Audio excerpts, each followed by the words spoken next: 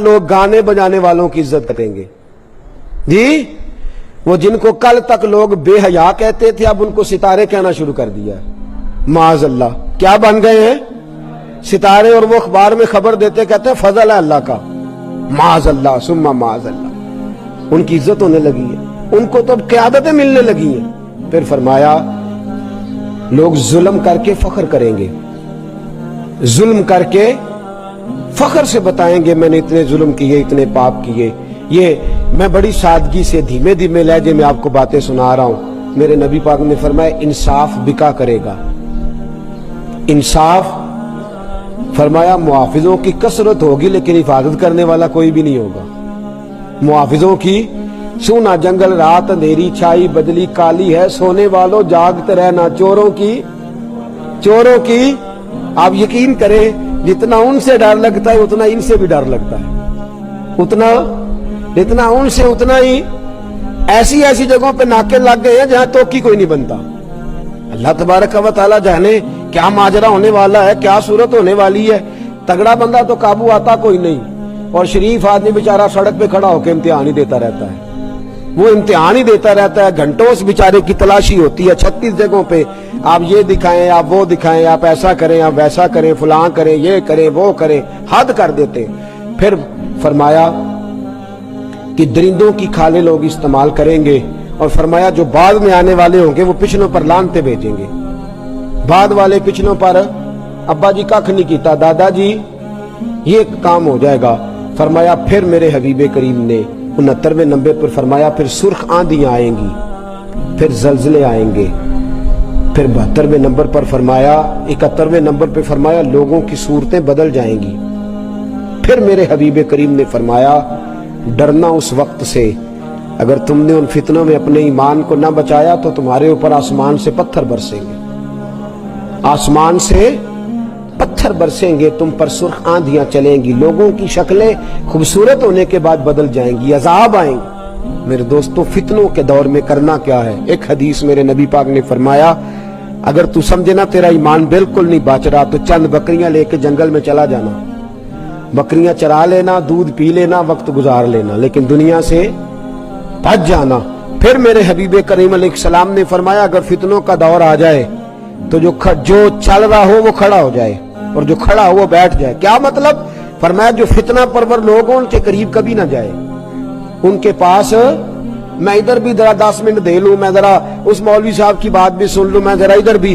حضرت سیدنا عمر فاروق رضی اللہ تعالیٰ عنہ تورات پڑھیں تو نبی پاک ناراض ہو جائیں، حضرت عمر تورات پڑھیں تو حضور ناراض ہو جائیں اور فرمایا کہ یہ تو کیا کر رہا ہے، اگر حضرت موسیٰ علیہ السلام حیات ظاہرہ میں ہوتے تو میری پیروی کرتے۔ اور یہاں آدمی ہر جگہ سے ہر آدمی کو اپنے موبائل میں رکھے ہوئے ہے، فتنہ تیرے دماغ میں اگ جائے گا۔ یہاں تو پہلے اپنے عقائد و نظریات پورے پڑھ لے پھر جس کو تیرا دل کرے پڑھنا، ورنہ اس کے علاوہ اجازت نہیں کسی اور کی مجلس میں جا کے اپنے ذہن کے اندر نفاق کا بیج بونے کی۔ میرے نبی پاک علیہ الصلوۃ والسلام نے حل بتایا، اور پھر رسول کریم صلی اللہ علیہ وسلم نے فرمایا تم اپنی بڑی جماعت سے جوڑ کے رہنا۔ فتنوں کے دور میں کس جماعت سے جوڑ کے رہنا جی؟ اور فرمایا ان جماعت سے جننا جن میں بڑے لوگ ہوں، جن میں بولے تو صحیح یار، تھک گئے آپ لوگ جی؟ کتنی پیاری آواز چل رہی ہے۔ کس جماعت میں رہنا ہے؟ جس میں جماعت بھی بڑی ہو، لوگ بھی۔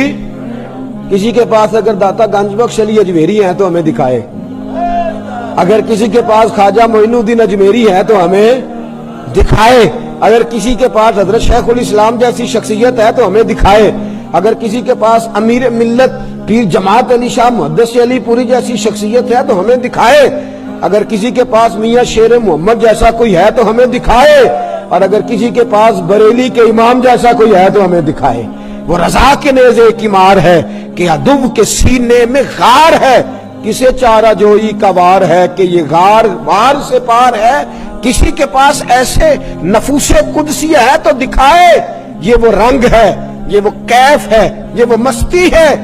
اعلیٰ حضرت فاضل بریلوی کے شہزادے حجت الاسلام باہر نکلتے ہیں چہرہ کھول کے، ہندو دیکھتے جاتے ہیں اور کلمہ پڑھتے جاتے ہیں۔ لوگوں نے کہنا شروع کر دیا حجت الاسلام یہ تو اسلام کے حق ہونے کی دلیل بن گیا ہے۔ حجت الاسلام میرے دوستو ایسی شخصیات جن کے پاس ہندو کافر سکھ جوگی آ کے بیٹھے، اللہ کلمے کی توفیق عطا فرما دے۔ اتنے نفوس قدسیہ اگر کسی کے پاس ہیں تو وہ دکھائے، تو اگر کسی اور کے پاس نہیں تو جن کے پاس ہیں انہیں بھی پھر ان سے جڑا رہنا چاہیے، اسے بھی نئے نئے ذائقے چکھنے کی ضرورت ہے۔ داتا صاحب جایا کریں، جائیں گے کنج مال لین جاؤ گے، لاہور تاں جاؤ گے جی، کوئی کام پہ گا نہ، ایسے نہیں، ایز اے اسپیشل ٹائم نکال کے۔ اور مجھ سے پوچھو تو اس لیے جانا ہے کہ جناب آپ کی مہربانی، آپ آئے تو یہاں مذہب آیا، آپ آئے تو یہاں اسلام آیا، ٹائم نکال کے جائیں گے انشاءاللہ تعالی، جایا کریں۔ جائے داتا صاحب امام الاولیاء ہیں، غوث اعظم اور خواجہ معین الدین جیسے لوگ سلامی دیتے ہیں، ساڈے ذرا نیڑے نے نا، تے مکے والے جڑے نیڑے رہندے نے وہ تھوڑی کردے نے، وہ اندر نے سویرے ٹر دو جانا ہے، تو داتا صاحب قریب ہیں تو ہم اتنا جاتے نہیں۔ تو میرے دوستوں ان فتنوں اور آخری بات سن لیں، فتنوں کے زمانے میں کرنا کیا ہے؟ سب نے اپنی اپنی باتیں کی، اپنی اپنی باتیں۔ ایک بزرگ بڑی خوب بات کی، کہنے لگے وہ کام کرنا جو اصحاب کہف نے کیا تھا۔ کیا کرنا؟ وہ اپنے لوگوں کو لے کے تو ایک کونے میں بیٹھ گئے تھے، فرمانے لگے اس کونے میں تو ان کے ساتھ تو بیٹھا ہوا کتا بھی بچ گیا تھا، تم بھی کسی ولی کے پاس جا کے بیٹھ جانا، تم بھی کسی اللہ والے کے پاس جا کے، یہ قرآن نے رنگ بیان کیا، کسی اللہ والے کے پاس بیٹھ جانا، اس کے پاس بیٹھو گے تمہارے عقیدے مضبوط ہوں گے، وہ تمہارے نظریات کی حفاظت کرے گا، اس کی مجلس تمہارے ذہن پر پہرا بٹھا دے گی، اندر تمہارے کسی بد مذہب کو، بد عقیدہ کو، گندگی کو آنے نہیں دے گا۔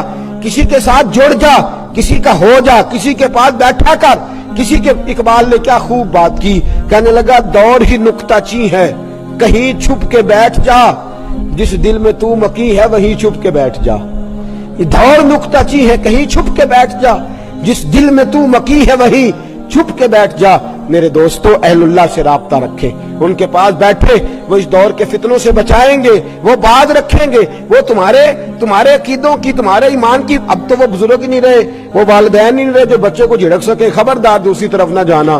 اب تو ہر کوئی آزاد ہے، اپنی مرضی کرتا پھرتا ہے۔ میرے دوستو جڑ جائیں، اللہ والوں کے ساتھ جڑ جائیں، ان کی سنگت اختیار کریں۔ قرآن مجید نے جو حکم دیا ان کے ساتھ رہنے کا، تو اس کا مطلب یہ ہے کہ جو اللہ والوں کے ساتھ رہتا ہے بدبخت نہیں رہتا، نیک بخت ہو جاتا ہے۔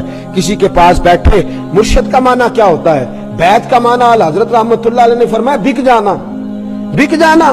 پھر جیسے وہ کہے تو پہلے تسلی کر، عقیدہ، نظریہ، سنت، شریعت تسلی کر، پھر تو جب اس کے ہاتھ بک گیا تو پھر اس کی مرضی کے مطابق وقت گزار، وہ تیرے نظریات کی حفاظت کر لے گا، وہ تیرے اوپر پیرے بٹھا دے گا، وہ تجھے فتنوں سے محفوظ کر لے گا، وہ تجھے ان آزمائشوں سے بچا لے گا۔ اور کتنے بڑے لوگ، امام فخر الدین رازی، امام صرف ہم نہیں پڑھتے، ساری پڑھتے ہیں امام صاحب کو، امام فخر الدین، تفسیر کبیر امام رازی رحمت اللہ لکھی، لیکن تفسیر کبیر لکھ کے بھی، وقت کے مفسر اعظم ہو کے بھی، انہوں نے بھی ضرورت محسوس کی تو حضرت نجم الدین کبریٰ کے مرید ہو گئے جا کے، حضرت نجم الدین کبریٰ کی بیعت کی، اور وقت وصال آیا، انتقال کا وقت آیا تو شیطان آ کے کھڑا ہو گیا۔ اور شیطان کا طریقہ ہے مرتے وقت بندے کو بے ایمان کرنے کی کوشش کرتا ہے۔ نبی پاک علیہ السلام نے فرمایا ساری رات تمہاری ناک پہ بیٹھا رہتا ہے کہ سانس اکھڑنے لگے گی تو بے ایمان کروں گا۔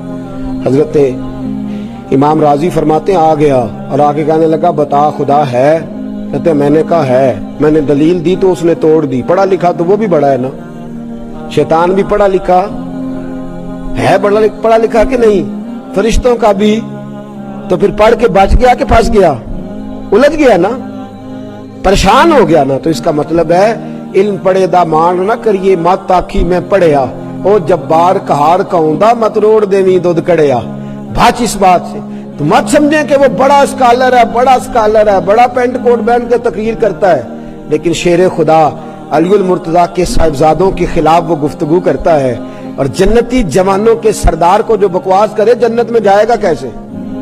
بتائیں کیسے جائے گا؟ اس کی جدت دیکھی جائے یا رسول اللہ کی حدیث دیکھی جائے؟ تو بڑی جلدی نا، اب تو سب سے بڑا مولوی بھی وہ ہے جو ٹی وی پہ آتا ہے، چاہے 2 لاکھ روپے کے گھنٹے کا اپنے پلے سے دے کے ٹی وی پہ بیٹھا ہو۔ ہاں میں آپ کو بتاؤں گا، دلیل دوں گا کہ لوگ جیب سے پیسے دے کے جاتے ہیں، پروگرام نشر کراتے ہیں، تو یہ عجیب حال ہے، لوگ اسی کی بات مان لیتے ہیں، اسی کے طریقوں میں چلنا شروع کر دیتے ہیں، تو بھانت بھانت کی بولیاں ہیں، بھانت بھانت کی اپنی اپنی مرضی کے رنگ ہے، اپنی اپنی مرضی کے لبادے، قرآن و سنت اپنے بزرگوں کے طریقوں کے مطابق وقت گزارے۔ امام راضی رحمت اللہ تعالی علیہ نے 300 دلیلیں دی خدا کے ہونے کی۔ کتنی؟ شیطان نے 300 کی 300 توڑ دی۔ فرماتے ہیں جب دلیلیں ختم ہو گئیں تو پھر مجھے دل کے فیض کی ضرورت درپیش ہوئی۔ پھر میں نے اپنے شیخ کی طرف توجہ کی، میں نے کہا سونیا ہاتھ تو تیرے ہاتھ میں دیا ہے نا، ہاتھ تو تیرے ہاتھ میں دیا ہے، تو محافظ ہے میرے دین و ایمان کا، مہربانی فرما۔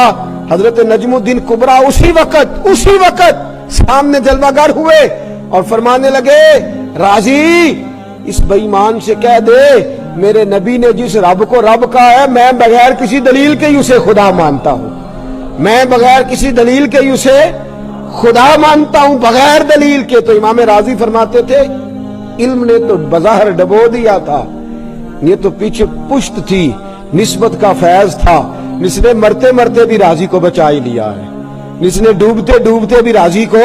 میں نے دلیل وہ والی دی ہے جو سب کے ہاں قابل قبول ہے، میں نے صرف میں نے کسی اپنے بزرگ کی بات نہیں کی، جو دلیل سب کے ہاں قابل قبول ہے وہ دلیل پیش کی۔ میرے دوستو یہ بڑا ضروری امر ہے، بڑا ضروری کام ہے، یہ دور نکتہ چی ہے، کہیں چھپ کے بیٹھ جا، جس دل میں تو مکی ہے وہی چھپ کے بیٹھ۔